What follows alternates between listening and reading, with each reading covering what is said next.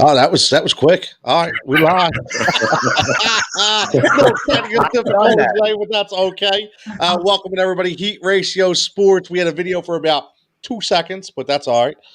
We are here live after a 76ers win. I'm not going to say it was a blowout, obviously, right? But at the end of the day, man, listen, we pulled out the win 109-102. We win by 7. An ugly ending. We're going to get into that. A lot of different things tonight. We shot a ton of 3-pointers. I don't think we defended the 3-pointer as well. Again, Furkan Korkmaz having a good night. Shake having a good night. Joel having a little down night. But even on a down night, it's still a good night for Joel because there's certain spots that he picks. So listen, there's 6 of us tonight.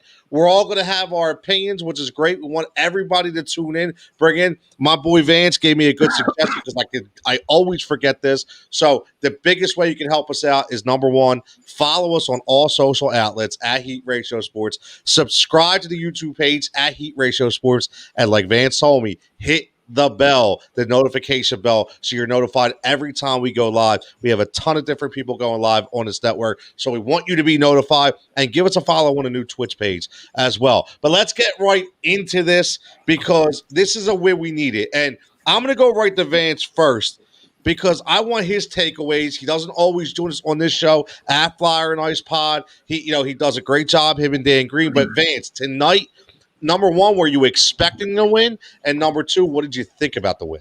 I was expecting to win. This is a gut check win for the Sixers. This is the kind of win that you need. This is when you lose a game like the last game, good teams come back and win games like this. So it was important that they came out and got this win tonight. Whenever they play Toronto and Nick Nurse, they always bottle up Joel. It's always a problem. Dirty but good is the way that I see it. Dirty but good. I like that. Dirty but good. I like that a lot. That says a lot. And it kind of resonates with you too because this game was up and down. We had a big lead.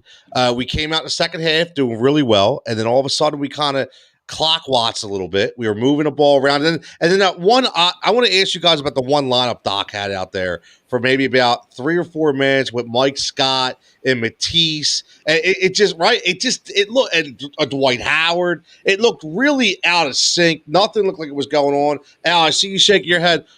I mean, I know he was trying to give Joel a little break, but we question Doc's rotations every now and then. What was he trying to do there? Do you think? I don't even know.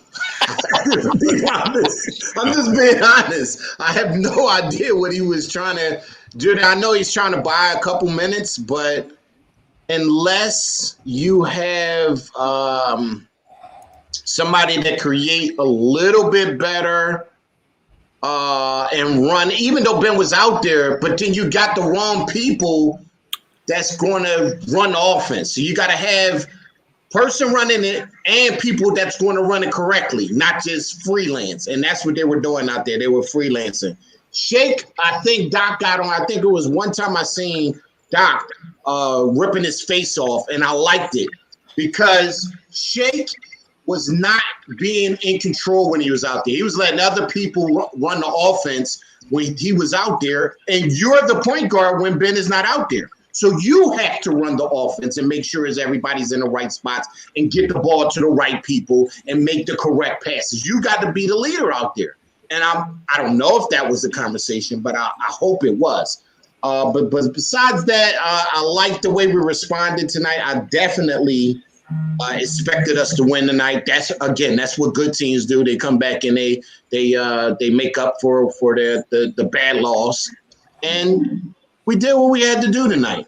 Our defense wasn't where I wanted it, but for the most part, we did everything that we needed to do. It was on fire from 3. Court was lighting the laces up. Yeah. And what can you say about Court? He's on, he's off. He's on, he's off. He was supposed to be out of the rotation. Everybody knew that the kid was taking his spot, but when Curry went down, put him in there, and wow. You can't take him out of rotation after that game. Yeah, give Curry a little rest, right, Andre? A little rest of the ankle right now. I'll listen. I'll step aside and let Kirk with his bad haircut and his bad shoes. As long as he can shoot 5 for 9 or 5 for 11 every night, he's good with me, man. Now, by accident, though, because of his 19 points, he also was plus 12, led the team in that category as well, which usually his defensive issues are my biggest concern. Because, like, as JD would say, he can't guard a parked car. So that is my concern. And building up on Vance's comment about resiliency, I say this often, not necessarily on the air, but just water cooler conversation, that this is a game they give away last year under Brett Brown. True. They were up 18 at one point. Then it got dwindled down kind of late when Boucher and Van Vliet hit late threes. Then it was like a 5-point lead. Then before you blink, Al mentioned that when we were off there, they got up to 13 again. I think I texted everyone. My heart's slowing down finally. And then it just got crazy sloppy at the end. That must have been the longest ending to a game in a while. Yeah, it really was. Really was. So, Tone, real quick. I know everybody's happy, and I know everybody's like, so happy, and everybody wants to be happy. We're just a happy family. I get it. Today we're happy, but they look like absolute dog crap at the end of that first half. It looked like a bad episode of the Three Stooges, but it was 5 of them out there. Like, they couldn't hold on to the ball. They were fumbling all over the place. And I want to be positive. I really do. I really want to be positive. I wake up in the morning, I say, I'm going to be positive today about the Sixers. And we can't, I said it in the group chat, like, we would mess up something so good instead of just blowing somebody out. Why can't I just go to sleep happy? I don't want to be stressing. Well, here's the problem. It's a long season, right? And, listen, the biggest thing is we came out with a win. And I think Dan alluded to the most important thing, that we lose this game under Brett Brown. He doesn't take timeouts. He doesn't adjust. And this is one thing, Andre, we talked about this on Sunday, and we talked about this. I know I talked about it today throughout group chat, saying that this isn't Brett Brown. So you knew this team was going to come out a little different in this next game against Toronto, because Brett Brown didn't know how to adjust. Doc does know how to adjust. And, I had a really good feeling we were going to win this game. I think the line was plus 2.5. So I think it was, I don't know if it was a Sixers line or a Toronto line. I'm not sure before the game. But either way, this was a must-win, Andre, and something that we absolutely had to have. It had to happen because for 2 reasons. One, the number one reason is we got to get the Toronto situation off our back. Okay, we're just a much better team than them, and I know Lowry's out of the lineup, and I get it. The rotation, and this was a really good game for Doc to actually fix some of the mistakes that I think he was making in the rotation from the last game. Because the last game, I felt that we were just totally out physical. Like, they just kind of like took us in the back of the shed and just started beating us up. But this particular game, they tried to do the same exact thing, and you could tell that Doc was like, "Don't get beat up tonight. That's it. Don't go out there and get out physical." And the offense didn't go through Joel, like I was saying. Dan alluded to the stretches that we just were just bad. Like, through certain stretches, we didn't end quarters the right way. So all those little things that Doc tried to fix, at least 4 or 5 of them, when we had like 7 of them that we had to fix. But at least he fixed most of them tonight. And tonight, like I said, I had the Sixers winning by 11. They won by 7. I'll take that win all day long. The issue that I still have to see is that we can't have Mike Scott falling in love with the 3 and not drive into the hole. The guy is too good. He's too athletic to just sit out there and be comfortable with the 3-pointer. Now, he did make one tonight in a very critical and crucial point of the game, but we still see that the bench they almost did it again tonight. They failed to maintain the lead. The point of it, like, listen, we had a lead. We were up about 21 points. Like, come on. That was one of the biggest leads of the game. I think 21 was the biggest. And if we can't hold on to those leads, we're going to be in trouble in the playoffs, because we're going to be playing teams that are not having it. They're coming in, and when they're coming back at you to win, they're going to come to win. So Doc's going to hopefully fix a few things. And the bench, we're still waiting for the bench to turn it up. And obviously they play better at home than they do on the road. But those are the keys of the game that I thought was very important tonight. So go ahead, Al. What's up, buddy? He raises his hand. Yeah, like we in school. I just want to say one thing. Boston lost again, Jana. That's all I wanted to say. She was in that. Look, she even said, "I'll even show up when Celtics look like trash in the fourth quarter." So we got to give her that, man. We got to give her that. I want to ask something to the panel here. Yeah. Now, I kind of know the answer partially, but I was so into Tony's great show tonight that I had the game on mute for a while. So, but I watched the game, but I was watching Tony's phenomenal show with Jeff Mosher tonight. But I'm of the belief, and I've texted Vance about this. It's unless there's foul trouble issues, Ben and Joel always need to be on the court. Not necessarily together, but one of them always has to be on the court. So I think the rotation should always incorporate 4 guys with at least one of those guys on the court. I don't want them ever off the court at the same time unless there's foul trouble issues. Thoughts on that? I know. I'll just go first. I mean, I completely agree.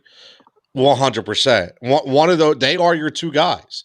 Okay, your big 3 right now, think about it the way you want, is Embiid, Simmons, and Harris. We know that, but your top 2 are obviously Simmons and Embiid. And here's the thing: they're not interchangeable because Joel, you need Joel in there at least to formulate the other 4 because the offense goes through him. If he's out, then you need the speed of Ben to be able to space the floor. I can't believe, I don't know if you guys caught this. Ben Simmons got double teamed 2 times tonight. Mm-hmm. I don't know if I was like, wait a minute. I paused my TV. I was like, look at this. They double teamed Ben. Right? And again, Vance, we talked about this in nauseum that he needs to finish and be decisive and take control. And people were saying, you know what? Maybe if he gets to the All-Star game, he'll lay back. No, I think Ben definitely flipped the switch, man. What do you think? Oh, yeah, I agree. I think it's a benefit to having a coach like Sam Cassell around. Sam Cassell was a stone cold killer. And with somebody like Ben, it takes time for a person to change their mindset. He's never been, he's never wanted to be the guy on offense. He's always wanted to distribute. But I think he understands now at this point that if he doesn't, score, they don't need him to score 25 points every game. They need him to score 20 points when they need him to.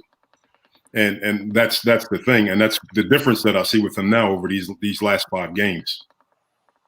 Yeah, I agree, man. His aggressiveness has like totally raised in the last 3 games. And it's so noticeable too. Like when he's hitting the floor, and what I love about it is that he's getting I see that he's trying to get the other guys involved early, like really early. Like tonight, obviously, Ferk was the hot hand. But I wanted to point out something about the bench that I think that you all probably noticed. When you have Shake and Maxey, and we clearly see that Maxey Howard is a better pick and roll duo than Shake and Howard, which is weird to me because obviously Shake is in my opinion, obviously just a much better player. But that Maxey Howard chemistry it was actually forming over the last 10, 11 games. So that one thing that I noticed that is not happening, that hasn't really happened in the last couple of games. Well, Shake and Howard doesn't look as smooth as Maxey and Howard. And that's and I think that's part of that rotation problem right there. Yeah. I completely agree. Our good friend Janet checking in saying Sixers are built to win in the playoffs just like last year. Right? Hey, Tom. Like a true you gotta hope that the Celtics make the playoffs and then start to be at this point. Listen, what's up, JD? So Miss Jenna, I don't want to give you no disrespect. I don't want to bring no disrespect to your household or none of that. I want to be very respectful when I'm saying this. Right now, you got a player that is literally dead on defense. He's dead inside on defense. He looks like the garbage man who only takes out trash. Like Kemba's not good. And on top of that, the only player that you do got that's a dog is Tatum. So it's like you talking to a team full of dogs right now. And I know we talk a lot of trash about the Sixers, but like they showed me a lot of good stuff. And we say this before all the time about, being able to win big games and winning close games because that's how you win championships. So I don't know what Jenna's issue is with the Sixers. I guess it's just like FOMO, I guess. I fear missing out. I'm looking at the stats. Tatum had 28, Walker had 21, and Brown had 29, and they still lost. Wow. Trash can. What's Walker? What's Kimba's plus minus in that game? They don't put it on ESPN. I'll look that up because. Oh no, they're plus 9. He was plus 9 tonight. And they still lost. So all of them scored, and they still lost. Well, they don't have the big man. That, you know what I mean? They don't have the big man now. You know, if they get a guy like Andre Drummond or Boogie Cousins, yeah, that's true. Right? It could be a different story because that's well, you have to remember that's what always hurt us against Boston in the past. And number one, if we continue to show that we can't defend the three like we did in Toronto, and if we get a big guy that actually bumps out Joel and makes him play a little bit down low, that's not Robert Williams or Daniel Thies. I mean, or Tice, whatever the hell you want to call him, but I mean, I don't even think he deserves to have his name pronounced right. But and Taco Fall, I mean, come on, I mean that's not even right. But they do. Al, to me, I'd be scared of those 3 scores if they get a guy like Boogie Cousins or Andre Drummond. I'm not saying Drummond they're going to make it tougher, is what I'm going to say. That's all. Yeah, but Tony, it changes up the whole chemistry of their team, though. Because when Marcus Smart's coming, you put a bona fide big man in there, you're going to have, in my opinion, I think that the play of Jaylen Brown is going to do, he's not going to get the ball as much as what I'm getting at. So now you got Marcus Smart, which is a ball hog. You're going to have Jason Tatum, who's going to do what he's going to do every night anyway. So but that big man in the middle is totally going to mess up. Because the guys that you mentioned have to be athletic. The guys that you mentioned are statues for the most part at this point. Andre Drummond and your boy Boogie Cousins and those type of guys. They're good players, but you're going to need – they're no Joel Embiid. They're no Anthony Davis. You're going to need an athletic – to run with Boston, they're going to need a guy that can run the floor with them. Each one of them had almost 20 – each one of them had 20 shots tonight. Yeah, that's too much. I mean, that's 60 shots right there with 3 guys. Yeah, you can't have that. That's horrible. 20 shots. Jenna loves that type of play. She loves that. Jenna loves 3 guys shooting 60 shots and losing. She hates success. None of that makes sense. If he's a poor man bull, that means he's destitute. Yeah. Oh my God! Well, Jenna just hates success, man. I think that's what it is. All right, Jenna. She likes to have fun. Jenna to come on. But seriously, I think the biggest thing in sports, not just the Sixers, is the mindset that you're a winning ball club, and that's what Doc, Morey, Sam Cassell, that's what they bring to this team. They can. Right. We don't know what's happening in practice. They're probably getting in their grill about you haven't won anything in the past, this, that, or the other. And I totally believe that this team is starting to believe in themselves. And I go back again to, other than that Lakers game that they actually wound up winning, that they kind of made too close and gave away. Mm-hmm. That would have been the most heartbreaking loss in a couple of years if they lost that Lakers game, months ago. But they pulled it out. And again, I think it goes to the mindset and the cachet that Doc Rivers brings to this team. No, I think it's a great point. I mean, we know things have changed. And I'm very excited to see what they do come trade deadline time because we know that Daryl Morey is cooking something up in the kitchen. Now, our good friend Dan Chalky checked in earlier and said, Kyle Lowry not playing because he getting traded to the Sixers. Now, again, listen, forward thinking, which is fine. And again, I'm all in on Kyle Lowry. I am, depending on what you have to give up, right?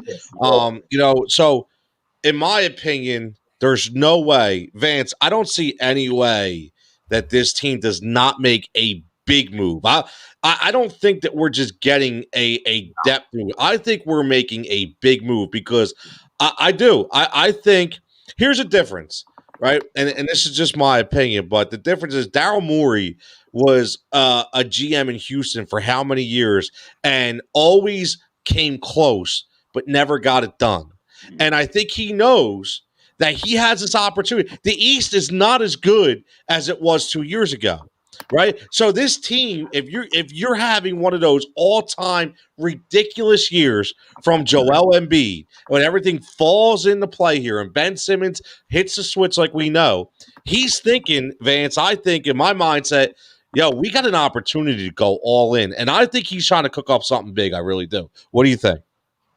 Ooh, to be honest, man, I would love to see them get a Levine or a Bradley Beal, but the truth of the matter is everybody's so bunched up in this playoff race that teams might not want to trade their best guy because they might be able to sneak in. And the other thing is, I mean, if I'm Morey, it comes down to three things with this team getting to the finals. It's defending the three, it's making the three, and getting bench help. That doesn't require a big move. Right. So, I personally think I would love to see them make a big move. I just don't think that it's going to happen. And I think we're more likely to see a couple smaller trades that play big dividends at the end of the season. That's a good point. I'm just being greedy. Al, I want a big move, man.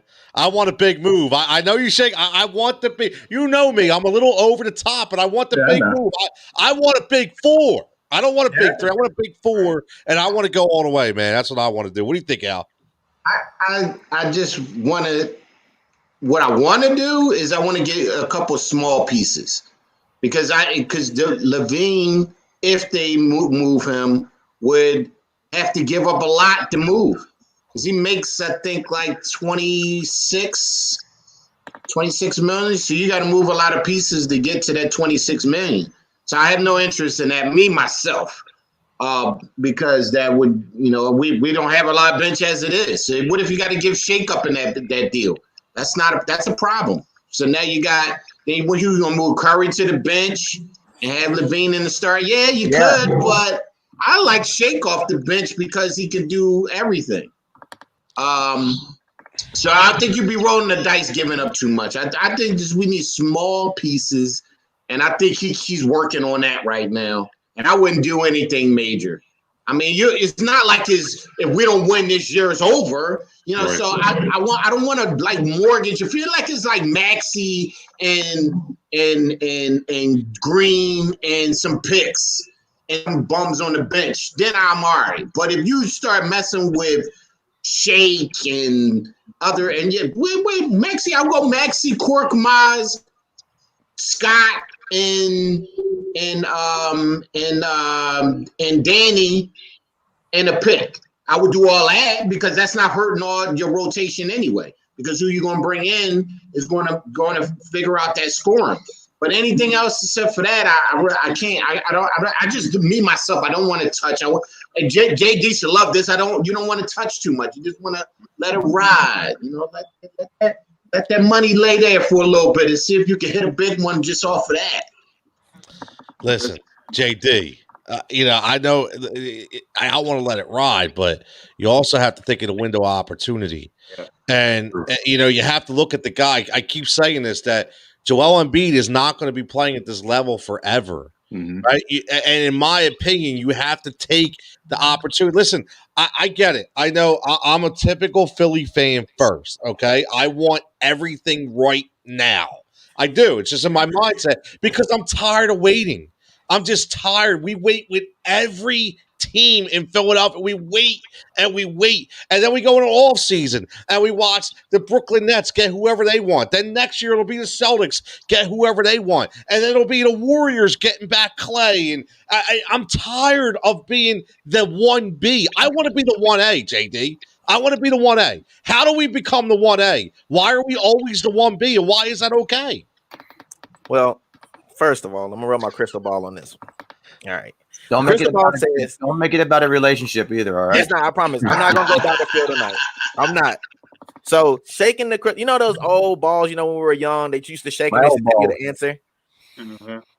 We want that. Like, our fan base, we love that. Like, we love just wanting to shake the ball and get the answer. It doesn't work that way. The process was a process for a reason. You've already been through the worst part of the process. See it through. Like, see the process through. Like, you're at a point where we're looking good. And honestly, I don't think you need to move too much. The chemistry, they're finally getting to play together. So let's let them play and let's let them mature. They haven't played that many games together at all. So that's a part of it. And just kind of this point right here, because I see Miss Jenna again is now saying that I'm happy about Joel being 3-13. Well, we talked about this before we started streaming that he had a double-double. Like, since when does having a double-double equal a bad night? Just by accident. She's a Celtics fan. They don't see double-doubles there, so they don't play defense. I forgot about that. They don't do defense. That's nobody gets double-digit rebounds there. Yeah, nobody just rebounds the ball. They just shoot. I get it. How about winning is just more important, period. How about that? Imagine that. Just a win. I take a win. I take a win over a loss any day. Let me ask you this question too.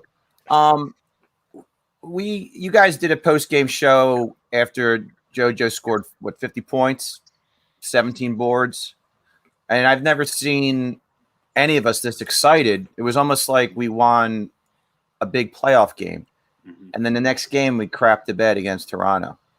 So my minor concern is there's a little lack of consistency. That's the kind of game you want to follow up and then destroy your following opponent. You got to build a momentum. And I joked around with Tony. It goes back to a post he put with that Bryce Harper grand slam a couple years ago. That was the kind of grand slam moment that the Phillies need to win 5 in a row, and they lost 3 in a row after that grand slam.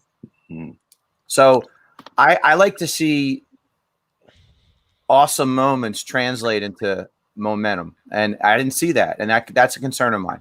But what I'm going to combat that a little bit, Mr. Go ahead. All right. So one of the most infamous moments in Philadelphia Sixers history is the step over of AI to Tyronn Lue, and we lost the series. But that's still one of the most infamous moments, if not the most infamous, in Philadelphia 76ers history. And that is played over and over again. Don't have moments. But again, that's why. But what I'm saying though is it is the great. It didn't. Nothing followed after that. We lost. But it's still a moment, right? So I think it's a give or take. I do. I honestly think it's a give or take. I don't, that performance by Joel Embiid, just let's go back to that. He grabbed the ball and did something a 7-footer should not be able to do. He shot a step back, and it should have been a 3-pointer. It was so damn close, and he closed the game. He told everybody, get out of my way. That nobody does that. Nobody does that. That stands that tall. So that has to go down as a moment. No, I'm not saying it's not. I'm not saying no. The moment's there. I'm just telling you, I'm disappointed that the team didn't build on that moment. And come out, fire blazing. Then again, Nurse is a hell of a coach, and he made it his objective to shut JoJo down. So from that perspective, I got to give him credit for a good coaching job. And then the other players have to step in. And Tobias Harris, somehow, some way, he's doing something every game, with the exception of yesterday. But Ben didn't play that game, so the JoJo wouldn't have never scored 50 if Ben would have been in that game. So that game would have never been fair. First of all, in my opinion, that game wouldn't have been that close. And then on the other hand, JoJo wouldn't have never scored 50 with Ben in there. That's just because Ben would have took up other shots. He would have passed it to other people.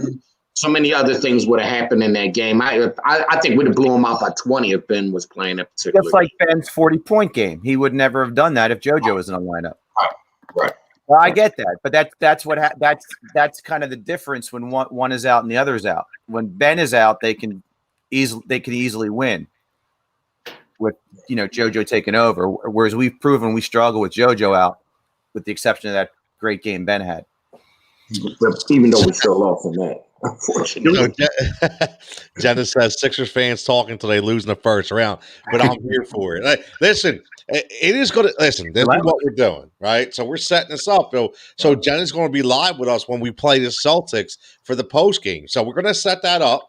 And we're going to have some good old-fashioned fun because that's what the show's all about. It's all about having fun. Jenna is one of our most avid supporters and followers, and we love the back and forth. Honest to God, win that game. That's all I got to say. If she don't win that game, she is getting smashed. I'm glad she's not a Bruins fan, Vance. I know. Hey, Tony, you're not wrong for wanting a superstar, though. I mean, we talk about depth, but we know in the NBA, superstars win championships. We saw it last year with Yep. the Lakers. You could probably make the argument that 1 through 15, Miami probably had the better team, but the Lakers had the 2 best players in the series. And that's what tipped the scales. So as much as we talk about depth, superstars win championships in the NBA.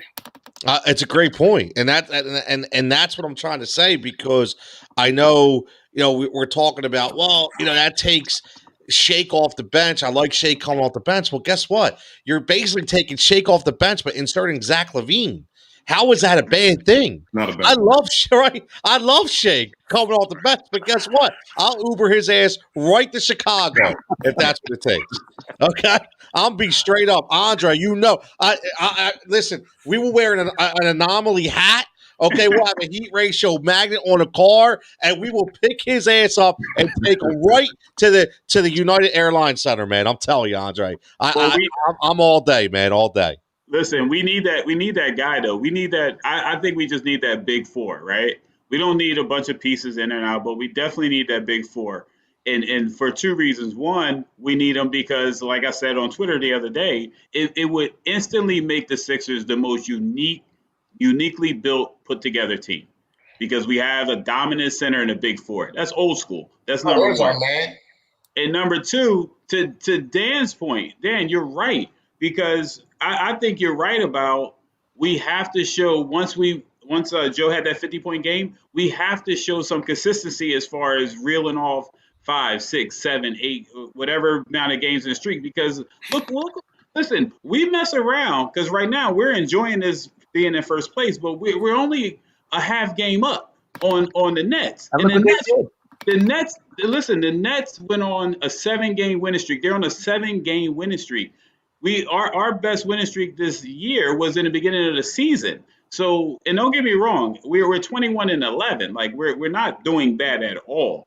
But the worst thing that can happen to the Milwaukee Bucks is the Nets getting hot. The worst thing that can happen to the 76ers is the Nets getting hot. But we're a good team, so we got to get hot too.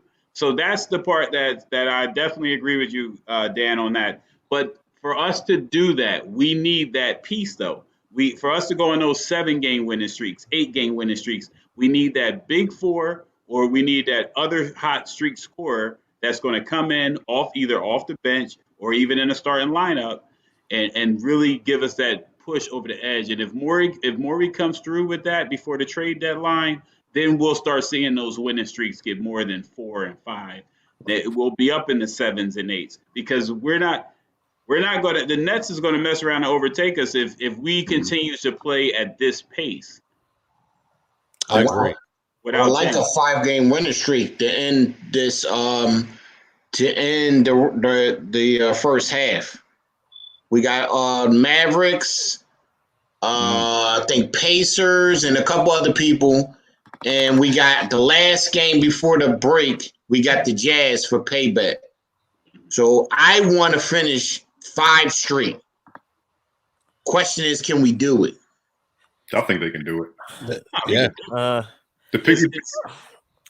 don't know, man. To piggyback off of what Andre was saying, the thing about the Nets too that's impressive about them is how they've been doing it. They haven't even had they've had KD miss games, they've had Kyrie miss games, and they're still reeling off wins. So, the way that they've done it is impressive. And to that, Vance, you're absolutely right, because when you look at it, they have the big 3, but they also have a ton of supporting pieces. They have guys like Joe Harris coming off, and we haven't even talked about all the other pieces they have as well, right? I mean, listen, just Joe Harris alone coming off the bench. I'd love to have Joe Harris coming off my bench. If my big and that's my biggest issue is those top 3 in KD, in Kyrie, and Harden. Either one of those guys can take over a game at any time and drop 40. We don't have that. We have one guy who can do that. Tobias isn't taking over a game and dropping 40, and Ben isn't taking over a game and dropping 40. Now, Zach LaVine, Bradley Beal, those guys can take over a game and drop. So that's what scares me. Now, just real fast, I just want to get our boy Rav J from Raptorland. Again, he checked in with us on Sunday. He's back. Appreciate it, Rev. As always, you guys were hitting those streets, killing me. I agree. He wants to know, do you think the Nets are just coasting now, and then we'll step it up on the playoffs? That's the danger. Dan, what do you think? 7-game win streak, I wouldn't call it coasting. Well, it's sad, though. They're coasting without KD. Well, they're like you just said, the other two guys are scoring at 80 points a night. And we also didn't mention, imagine if they had Dinwiddie on their team. That's what, yep. I still think they would make that trade, and they have that guy coming off the bench as a monster. Now, the question I do have before I lose my thought, let's hypothetically say the assistant general manager, Vance Crew, makes that Houston trade that he proposed earlier. What was that again? Oladipo, Tucker, I believe, and Oladipo, Tucker, and Nwaba for Green, Mike Scott, Furkan, and a one, right? And a one. Unprotected one. So, of course, that's not enough. But let's say it happened. I don't want to give away assets, and those aren't monster assets, but what are the chances if we were to hypothetically get a Levine or an Oladipo? Would we be able to keep them long term? Could we have 4 big contracts like that on the squad?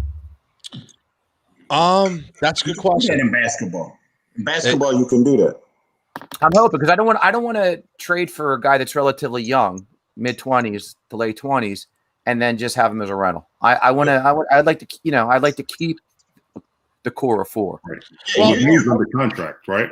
Yeah, you could do that in basketball. You could go over the salary cap. It's just going to be a luxury tax if the owners want to pay the luxury tax, and that's the only thing that you're paying. But you can do your payroll because it's your player, so you can re-sign your player for whatever amount you want to pay them. You can do that in basketball. But the only thing I would think about that is I don't know how everybody else. I don't know how Tobias would fit.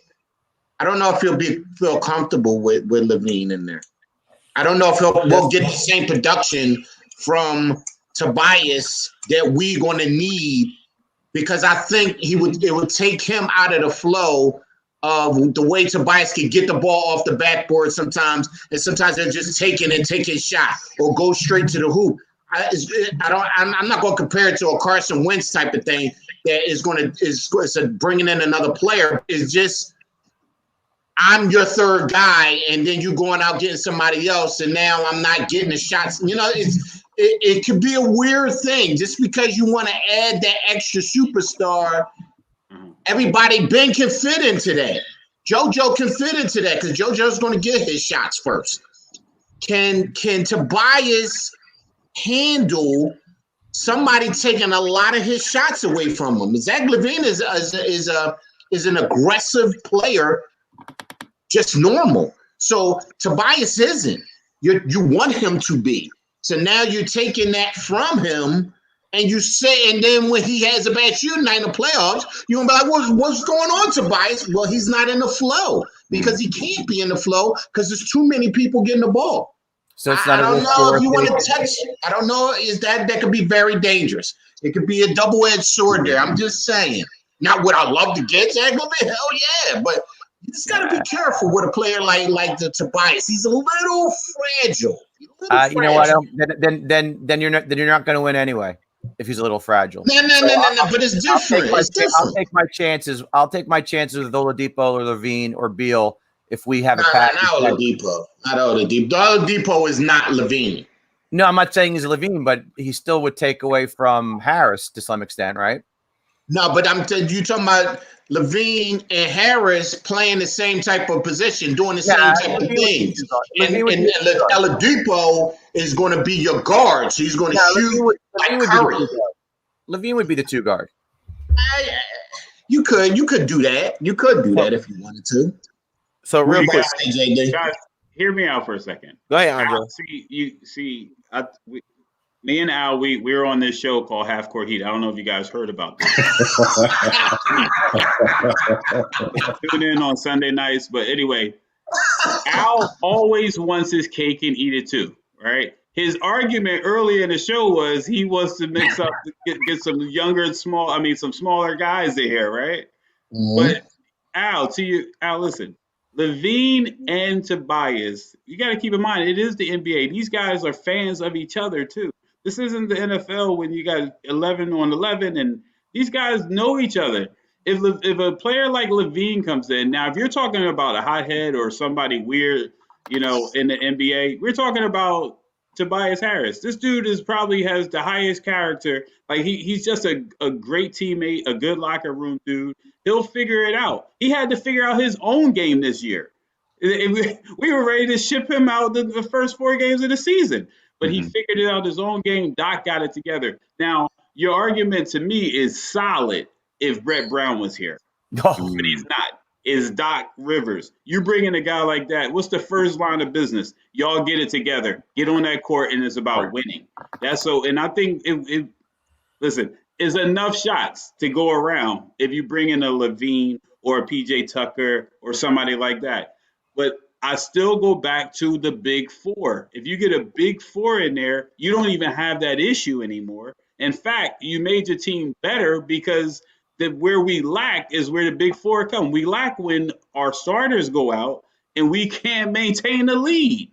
And that is driving me nuts every game, whether we're up 20, 15. This is Philly. Get it together, come and play, maintain the lead, be the bench that you're supposed to be, and hold it down until the starters come back. A big 4 can do that.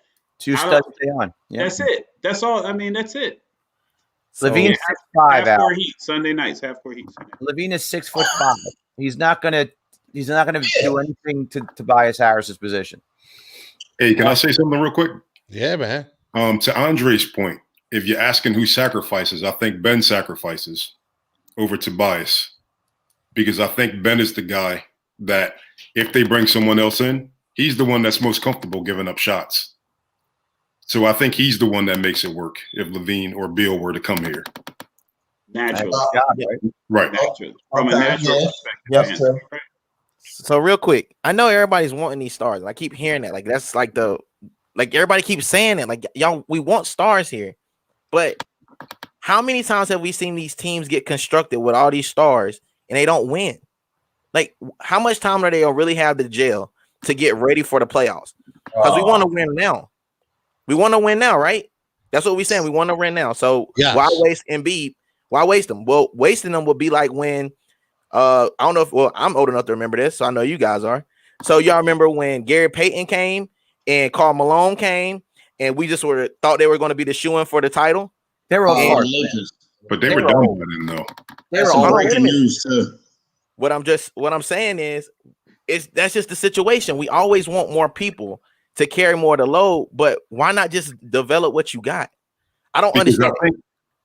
So JD, I think we're at the point now where you're about 5 or 6 years into this process and you can't keep kicking the can down the road. At some point, you have to go in and take advantage of your best player season because like Tony said earlier, who knows with Joel's back and with his feet as big as he is, how many more years he's going to be able to produce at this level. Yeah. All right. A little bit of slippage is a big deal.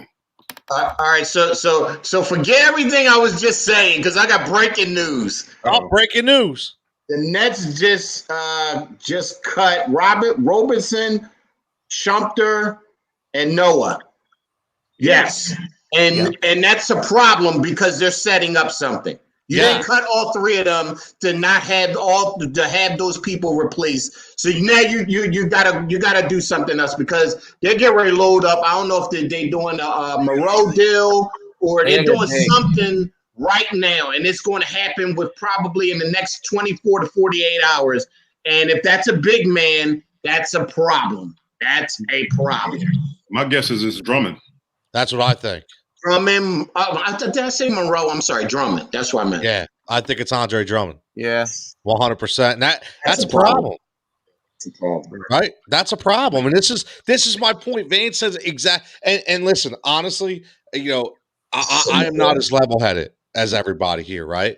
Because I was the guy who was willing to trade Ben Simmons for Kawhi Leonard the year that Kawhi Leonard won with Toronto.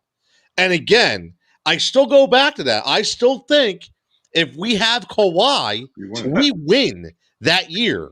And it's a give or take, right? And it's like, You know how hard it is to go back to back. You know how hard it is to go 3P. I mean, come on. Jordan did it twice. Ridiculous. Different era, I know, but it's how hard it has to be to do it. So my thing is, I just want one. Yeah. I just want one. I don't want to waste this talent, man. I don't want to wait. And I just have a feeling, I got this bad feeling that the way the NBA is all set up with the Al, you broke it right now. The Nets, they already have 3 stars and they want to get bigger. And we're worried about trading Shake Milton and Matisse Thybulle, right? I mean, come on, are we freaking nuts? We're out of our mind. We're even thinking about that, right? That's my problem. 100%. MJ checking in says, go get Victor Oladipo. I would take Victor. Yeah. Honestly, I would take Victor. I was never really a fan of him. I mean, listen, depending on what you give up, Victor Oladipo may just be the piece that maybe you guys are all talking about in the sense that he won't cost a lot and he won't be a rental. And, and he's a decent player. He right? can bring it, though. He's not. Listen, he's impressed the hell out of me since he came out of college. I did not think he'd be this kind of NBA player. Our boy MJ, Philly franchises always think small. I love it. Now, ain't a problem. All them stars of Brooklyn won't be able to play together. Exactly. I keep saying right? that the win streak right now, what is it, 7 straight? The 7 straight is good. I'm kind of impressed that they won the games, but it wasn't the big 3 winning those. Right. When Kyrie, I just look, when Kyrie and Harden are both shooting 20-plus shots a game, everything's rosy. It's good money. And then some other guy scored 28 tonight. I forget who that is. I don't know why I don't know why Sacramento let that guy score 28. But when everybody's getting their shot, it's all good. But when Kyrie is only shooting 5 times because KD is on fire and Harden is getting his shots and they got to hit the guy, the open person in the corner, and it's not him, then let's see how they play. 2 people playing, that's one way. 3 people playing, now let's see them go 7 straight when they got all 3 of them there and they got to share the ball. Then I will worry, but I don't want them to get a big man. To get a big man, I'm worried. I'm just going to be naturally worried. There's another 3-team trade that's going on right now between the Knicks, Thunder, and the Celtics. That puts Al Horford back on the Celtics. Wow. Is that breaking? The Embiid killer. Wow. No, it's not breaking. It's just 3 teams that are working on this trade, and it also puts Kevin Knox. It gives the young kid Kevin Knox a fresh start. So that's that doesn't do anything for me at all with this Sixers team, because I think we all know who Al Horford is, and he's not faring too well in OKC. So I think he wants back with the Celtics. They will love that. I'll tell you what.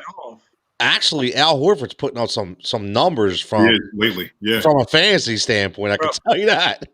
No. I'm not talking about his individual play. I'm just talking about from a team standpoint. Completely from a complete team standpoint, he wants to go back to at least a potential contender again. That's true. That's true. That's a good point. 100%. That's a good point. And again, I don't want to watch these teams get better and we continue to just watch. And JD, I know what you're saying. I get it. But we have to start thinking past the process mentality, right? I keep saying we died for our sins, right? We really did. And now it's time for us to pounce, because with the NBA, it's a year-to-year league. Yep. It really is. Next year, we could see another major deal with another big market team. We have no idea. I mean, nobody thought Westbrook was going to get traded. Nobody thought. So you never know year to year what's going to happen. So we have the opportunity. If we're number 1 in the East right now, we can't let Brooklyn get stronger. We need to follow up with our own move. And I don't know, man. I don't know what's cooking. I hope something is coming. I mean, Rav says Horford moving around way too much for COVID. I love it. MJ says trade Maxey, carry the whole bench at first-round picks for a star. Come on. See, that's where I'm at. That's where I'm at. All right, calm down. The problem is we can't do anything on the second team. The second team is the one that's losing the game for us. The first team can come in and score a bunch of points. We can score points by the truckload. Yeah, but there's no law though that says the whole first team has to go out together, and that's right.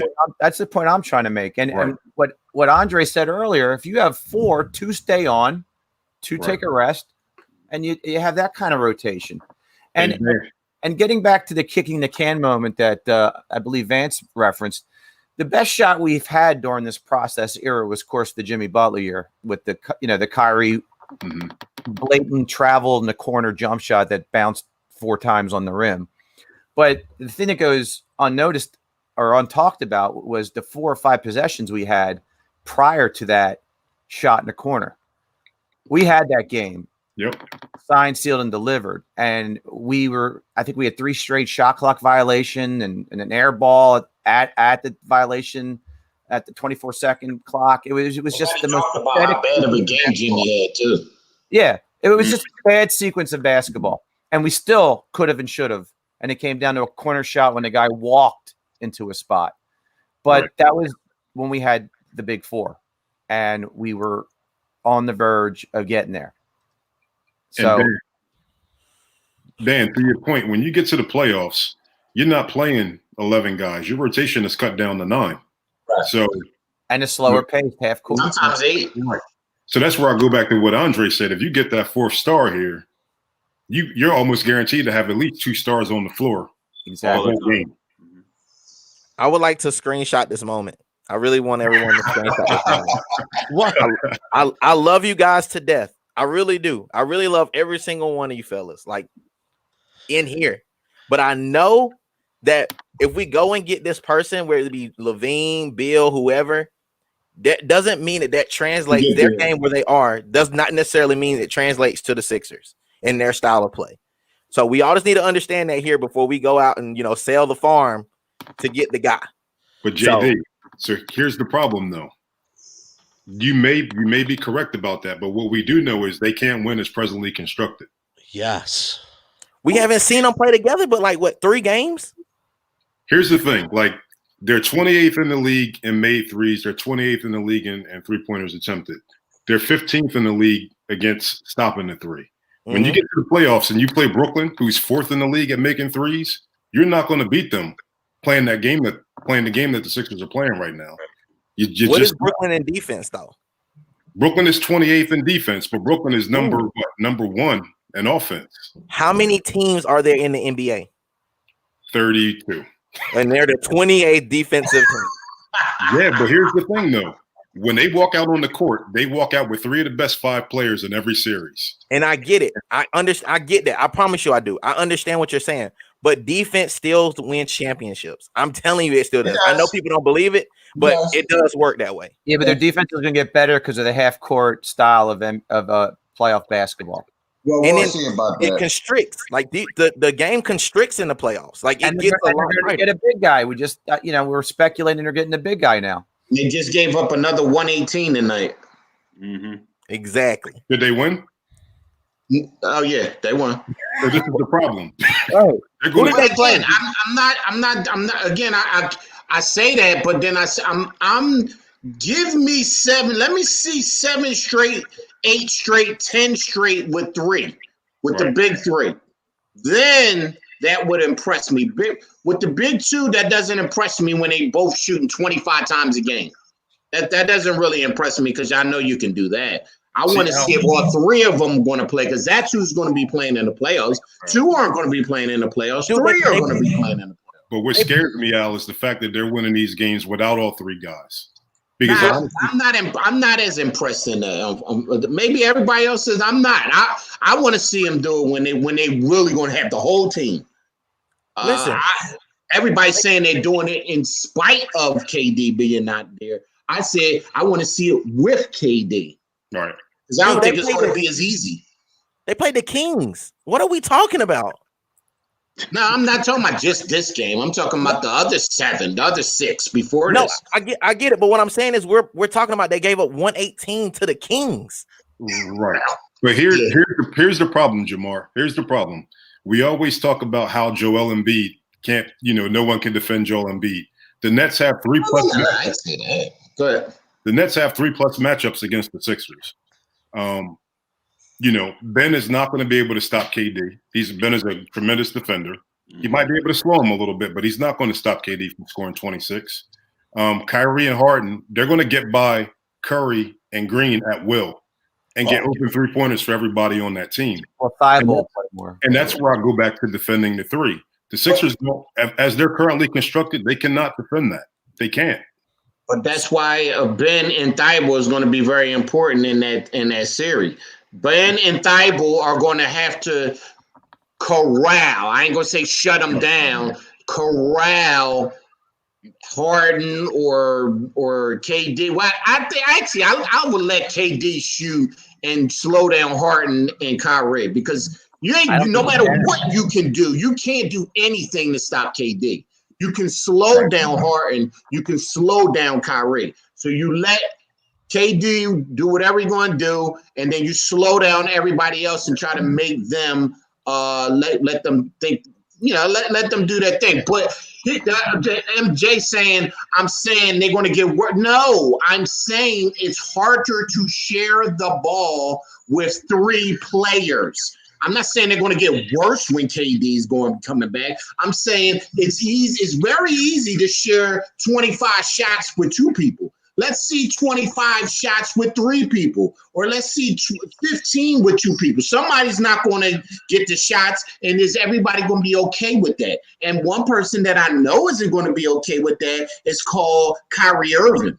He's not going to be happy with just a couple of shots a game. So they got to figure that out. And I want to see them figure that out against not garbage teams, the good teams, the Milwaukees, the us, the Utahs. I want to see them play, sharing the ball. Okay, I'm on tonight, you shoot. You're on tonight, I'll shoot. No, I'm going to take the shot. You okay with that? You okay with that? Okay. Those type of things. That's what has to be worked out. And until they play enough games together, they didn't prove anything to me yet. Because that's who's going to play in the playoffs. So that's what you have to understand. Don't think that just because they're on this win streak, this means nothing when they're not all out there. Show me. And that's all I'm saying. Andre, what's your take, Andre? I need you to chime in. Go ahead, Andre. I was just waiting for Al. We always wait for Al. Hey, listen. At the end of the day, my take, as far as the Brooklyn Nets is concerned, Al has a point. Mm-hmm. There is no litmus test out there for us to go. Are we afraid? Are we this? Are we that? Without them fully stocked playing against our five against their five. Right. Like until we see that, then we'll know. But we haven't seen it. And I just think that I don't want to jump off the cliff and say that they have great coaching and all such stuff. I don't know, to be honest, because we're talking about three bona fide scorers who don't play defense. And no matter how the game goes, they're going to resort back, no matter what the game plan is, they're going to resort back to what they do the best, and that's score. No one's stopping them. I don't care. It's already been proven. No one is stopping any three of those players on offense. The issue is with the players is having is how well can they be coached to play defense? Right.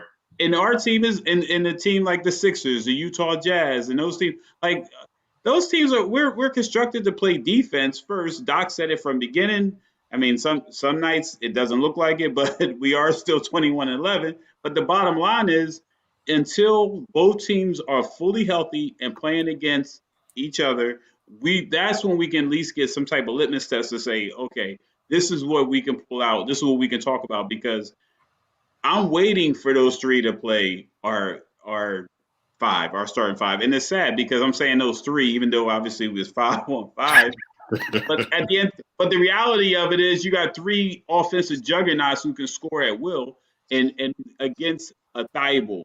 And I wouldn't be surprised, just to switch gears a little bit, I wouldn't be surprised if Thibault even starts that game, because Danny Green would be a liability in that type of game. Danny Green coming off the bench in that type of game makes a little more sense to me to start the game. But Got contested, yeah. I don't really have a take on any of those teams. I mean, anything about the Brooklyn Nets. I really can care less about the Brooklyn Nets. I'm all Sixers. So until their five is healthy and our five is healthy and we play against each other, then we'll know who's who.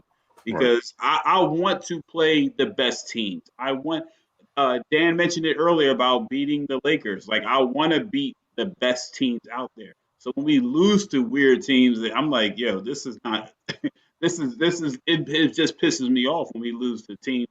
Like we should have beat Toronto the other day. Correct. You know, come on, we're a better team, and Doc had to prove that again. So we beat. You know, we should have beat I think we had a chance to beat the Nets earlier in the season. Come on, we got it. So we have to beat them. And two of our losses, I believe, were when we had the COVID issues, which were basically guaranteed losses. So yeah, that was unfair. So we didn't get to see how we looked against Denver. Unfortunately, we didn't look good against the Jazz or the Suns. But and that's the teams that I believe the Nets steamrolled through. I call them the Adam Silver losses. Yeah, I agree with you 100%. I don't even want to put them on our schedule. Yeah, that was a disgrace. Take him out the columns. I think he has something going on, and you know, it was weird to me. It really was weird that we even had to play, and then other teams didn't. Yeah, a couple nights later, Boston doesn't play their game. But that's water under the bridge. We got to move on because you know we got the All-Star break coming up. We got a few games left, and listen. If we go hit that win streak, obviously starting today and go on a 4 or 5 game win streak, then yes, going into that All-Star weekend would be nice. So, Rap checks in and says more talent, but you guys are playing with less heart. That's interesting. Rap, I'll take this for 20 seconds and give it to you. Rap, you got a great point right now because that last game, what it said to me. Now, first of all, we do have heart. I'll start there. Intensity. Yeah, we have heart. But that last game, I can see you making not the game that we played tonight, obviously, but the game we played the other day when we lost. I 100 believe that we just they literally bullied us the whole game, and to see that and to see that is just heartbreaking. It's like, yo, dude, you're just getting pushed around. And then we were out physical and we were outplayed. You know, Nick Nurse had a great game plan, but they don't play like that all the time. And they don't play like that all the time. I mean, look, MJ, I know. Listen, he is very passionate, and he's saying Sixers sloppy, lazy play leaves 20 points on the table per game. I mean, after watching this game, Danny Green's a liability, man. I was saying guys, right? Heavy legs. I've been saying it all year. And here's what I will say is in respect, and I've said this on Half Court Heat with Andre and Al, that I still feel we have two guys in the starting lineup that should not be starters. Right. And that is Seth Curry and Danny Green. They're being forced into starting roles. And guess what? That's going to be a problem going forward. I mean, I still don't understand all of our logic. I don't. I understand that we're not worried about the Nets and we're worried about the Sixers. But what I don't understand is how we're talking about 3 guys. And we're saying they've how many did they win in a row right now without those 3 guys? And we're saying they might not be able to win with those 3 guys. Are we kidding ourselves here? Seriously, they will get it done. The James Harden was very easily taking a step back, okay, and dropping 16 dimes like he's Chris Paul, okay, not worrying about scoring 40, right? So again. My problem is I think we're all living in a fairy tale where we don't think that the Brooklyn Nets can play together because there's not enough balls to go around. I think that logic is completely false. Completely, because these aren't 3 rookies. These are 3 veterans. You've had a guy in James Harden that now has been around long enough, wants to friggin' win. KD wants to win again. Kyrie wants to win again. These guys want to win. They're not rookies. They're going to make sacrifices in those playoffs, okay? I remember a specific play, not to get long-winded, in the bubble with James Harden, and everybody said James Harden can't play defense. And I remember the game specifically It was on the side of the and he got a block at the end of the game, and in the last 2 minutes he played superstar defense. And like when these guys want to play, they can hit a switch. They're that damn good. We don't have that on this team, and we need it. That's my side. Yeah. Amen. Simple as that. So before we move on, because we'll go about 5 more minutes. I don't know if you guys seen this. But it was great. As you guys been talking, I've been cutting some video. So Luka Doncic tonight. I don't know if you guys see it, but we gotta watch it. 2 straight unbelievable plays. Okay, we have to watch this. Let's see. I'll bring it up right here. I mean, listen, this is what beat the Celtics. If Jenna, if you're still watching, okay. Doncic, the handles, the fade, it's pure.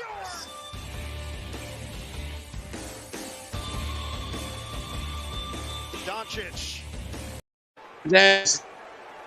Doncic down to 3 seconds, 2 seconds. Doncic for the win. Oh yeah! Luka Doncic, the dagger. We have one of them. We need another one. We need another one. So that's my biggest issue with that. I'm all talked out about that. So whoever got anything, honestly, whoever got anything else to say, just roll. I'm glad he's out west. Yeah. Ain't that the truth? Oh man. Wow. That is so true, man. That is so true. Oh my God. It fills my heart with joy watching the Celtics lose. I agree. Yo, so real quick, so I can recap the whole episode. I really wanted to be recap. I love it. I love it. On February the 23rd, 2021. He got the notes. Yeah. I heard him tapping with the pen too. Yeah. I've been keeping notes. I've been keeping a long running notes. So when we can go back to this and you can say JD told you here first. JD Oracle. I just really want you guys to hear this, what you guys are saying. I am agreeing with Al for the first time in history. And I am saying I am going to echo what Al is saying. I do not think when all 3 of those guys get together that we will be as afraid as we think we are. Just like when you're little and you're afraid of the dark until you actually realize that there's nothing in the dark. Like it's nothing. It's just your room. Like I'm not afraid of Brooklyn. I'm worried about the Sixers. The Sixers can get it together. I have enough confidence in Doc because he's been there and he's won the games that he can do it. I'm sorry. I just got a lot of confidence in Doc. Okay. I do want to clarify. I didn't say I'm not scared. I just said I want them to prove it to me. If you're scared, just say you're scared. No, I'm not scared. I'm definitely not scared. But I just want to clarify that I want them to prove it playing together before everybody crown them. You know, the old saying, if you want to crown them, then crown them. No, relax. Relax. Let's see them play together for 10, 15 games, all straight in a row, not all spread out with people taking nights off. And then let's see how they play. Let's not just give them the championship in February. That's what I'm saying. Can we go around the horn and just everybody say if they're afraid of the Nets so I can write you down in my book real quick? Just say it now. I'm not. Are you afraid of the Nets, Dre? Nope. Never been, never will be. Vance, you afraid of the Nets? I'm going to maintain my stance. The Nets are the Sixers' biggest threat, so I'll say yes. If you scared, say you scared. I like that. What about you, Tone? I'm with Vance, 100%. What about you, Dan? I'm scared of the Nets. I'm scared of the Bucks. I'm scared of the Celtics. You scared everybody. we have to prove it. Those are our nemesis teams from the past couple of years. But you don't be afraid of the bully. You just go fight him. It's like when you in jail, you just knock out the biggest guy. Yeah, but it's to give you a JD analogy. It's kind of like when your mom told you to fight the guy at recess. True. Well, this is the same damn team that didn't fight anyone at recess. And Zach LaVine is a fighter at recess. Well, so I want that fighter. I want that fighter. So on 23rd February 2021, three out of the 6 of us were afraid. Yep. Okay. And right, my man MJ, write him down as well. Brooklyn going to kill us. Put me down. So write our boy MJ down as well. I should. There's always got to be somebody that got to go overboard and say he's going to kill us. Not that they're going to win the series. They're going to kill us. Hey, man. Listen. These are all comments coming from people who probably got their lunch money taken. That's all. Right. Scared of the bully. Well, three of us probably remember the 82-83 championship year, right? Yep. I wasn't alive. Right. Hence the three of us comment. It's me, Al, and Andre. Right. And I was 14. That's a long freaking time ago. So my pessimism is because I've been kicked in the groin many years since. Wow. Listen, man, you gotta beat the man to be the man, and if you want to be the man, you'll beat those teams. You got a little Ric Flair, baby. I think our advantage to these teams is the one Doc Rivers. Yeah, that is my. You're right. That's my silver lining. That's our advantage. Let me ask you, how many people were scared of the Clips last year? Oh my God, the Clippers are going to win. They're going to win it all. Anybody play the Clippers, they're going to smoke them. And what happened? They couldn't even get to the Western Conference Championship. Well, fully healthy. They had everybody healthy. They had no reason to lose to Denver. So just because you say you're going to win and you got all the tools, that doesn't mean it's going to happen. A lot of things can happen. Golden State, that Kawhi year, that was supposed to be another ring. And things happen. Things it's nothing a shoe-in that's give them the chip. It's none of that. Who would say that Clay and KD will go down in the same series? And then the Raptors will win. You don't know what's going to happen. So I'm not crowning anybody. I'm never scared of the bully. Let's go. Now, man, hell is about to freeze over tonight. Well, wait a minute. Hey, Dan. Go ahead, Vance. You know what this feels like? This feels like Flyers versus Red Wings in the Stanley Cup Finals, man. That's what this feels like to me. They got swept, dude. Why you gotta knock us down, bro? Woo! So with that being I don't know where you're going with that, Vance. Were you supporting me or supporting? I don't know where were you going with that. Oh no, I'm just saying. Like I feel like it's one of those things where we're not taking them serious enough. No, I agree. I agree. Red Wings were stacked with talent. Hold on, wait a second. Know who they are. Everybody's not taking who serious enough. Yeah, we know that. We know they're the big bad whoop, but you can't go into the series and say that we're not strong enough and we're going to lose. You got to have confidence. We're not playing the game. I'm just saying from where I sit. Yeah. From where I sit, I just don't like the matchup. That's all. It's our fandom coming through. But see, here's the thing about the matchup. That's the greatest thing about the playoffs, though. One, we never know. You never know what's going to happen. Right. And two, the fact that we're one, I think obviously between now and the end of the season, the Nets and the Sixers are going to be fighting for that number one battle, that number one position, right? So we're not even talking about first round at all, because anything can happen. That first round, what if the Nets get knocked off in the first round? We're not even having this conversation. Right. So I'm not concerned about the Nets. I'm not concerned about anybody. My whole thing is business. Right. And my whole thing is we need to make moves now. The same thing my argument was earlier in the show. We need to make a move now to do what to agree with what I said, what Dan said, is to go on these streaks, these win streaks, so we can separate ourselves from all this other nonsense that's going on in the East. Right. You got the Milwaukee Bucks don't even know who they are anymore. Mm-hmm. And that's why I'm not afraid of Milwaukee. You got the Celtics at 500. You got the big three in Brooklyn. Like, okay, but they're going to be fighting 1 and 2. They're still a half game behind us. And in any way we slip, they'll go to number one. So that's why I'm like, we need to do something now. Morey needs to do something now to win now. And I saw a comment earlier, Joel Embiid, I'm telling you, we only have about a 3-year window with this guy as far as the health is concerned. This guy is 7'2" and a million pounds. Who knows, one knee fall, one back slip, one of that, and guess what? He'll be damaged goods for another team. Yep. But while he's here and while he's at his peak and he at his strongest, let's get him some help. Let's win this chip and we move on. And I'm gonna keep it real. If we win the chip, I don't care where Joel goes. I really don't. I'm with you. I don't care where any of these teams.